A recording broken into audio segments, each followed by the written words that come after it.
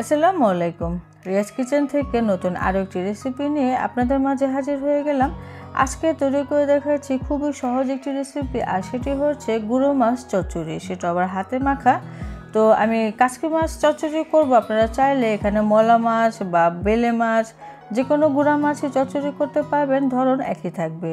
আশা করছি আজকের রেসিপিটি ভালো লাগবে। ভিডিওটি ভালো লাগলে লাইক শেয়ার করে দিতে ভুলে যাবেন না।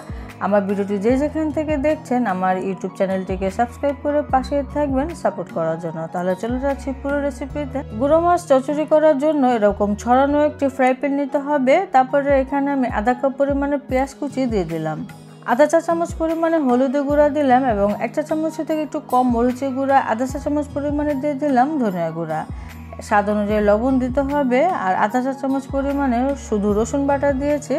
এই পেঁয়াজটুকু খুব ভালো করে চটকে চটকে মাখে নিতে হবে, যেন পেঁয়াজগুলো নরম হয়ে যায়, যেহেতু আজকে হাতে মেখে মাছ দিয়ে তারপর চচ্চড়ি করব।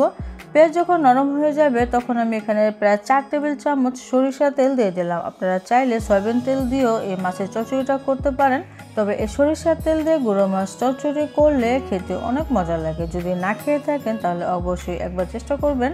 মাখিয়ে নেওয়া হয়ে গেলে এখানে আমি দিয়ে দিচ্ছি কাচকি মাছ। এখানে কিছু মলা মাছও রয়েছে, আর মাছগুলো কিন্তু দেখে বুঝতে পারছেন কতটা সুন্দর।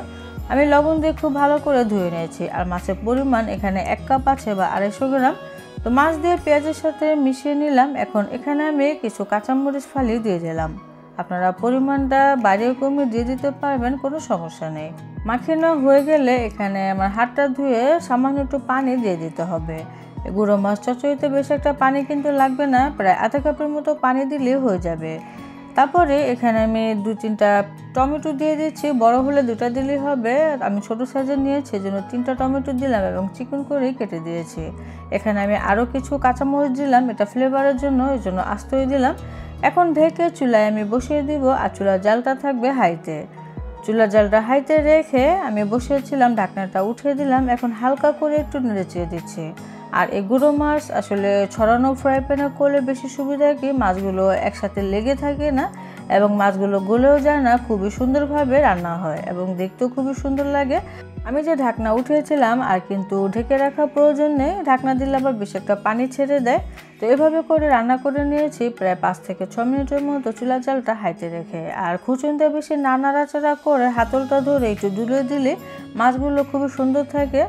আমার এই গুঁড়ো মাছ চচ্চড়ি রান্নাটা প্রায় শেষের দিকে। এখন আমি এখানে ধনিয়া পাতা কুচি দিয়ে দিলাম কিছু পরিমাণে, দিয়ে হালকা করে একটুখানি মাছগুলোকে নেড়ে চেড়ে দিচ্ছি, যেন ধনিয়া পাতা ফ্লেভারটা খুব সুন্দরভাবে ছড়ায়।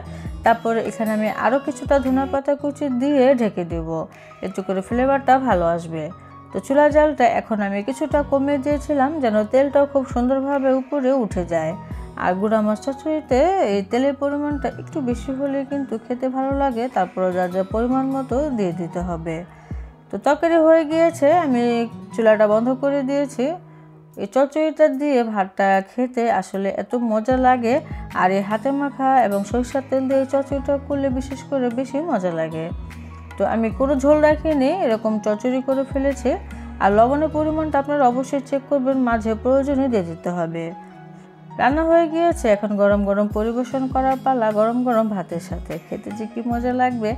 আর রান্না করলে অবশ্যই কমেন্টে জানাবেন রেসিপিটি কেমন হলো। সবাই অনেক বেশি ভালো থাকবেন, সুস্থ থাকবেন। আজকের মতো বিদায় নিচ্ছি, আল্লাহ হাফেজ।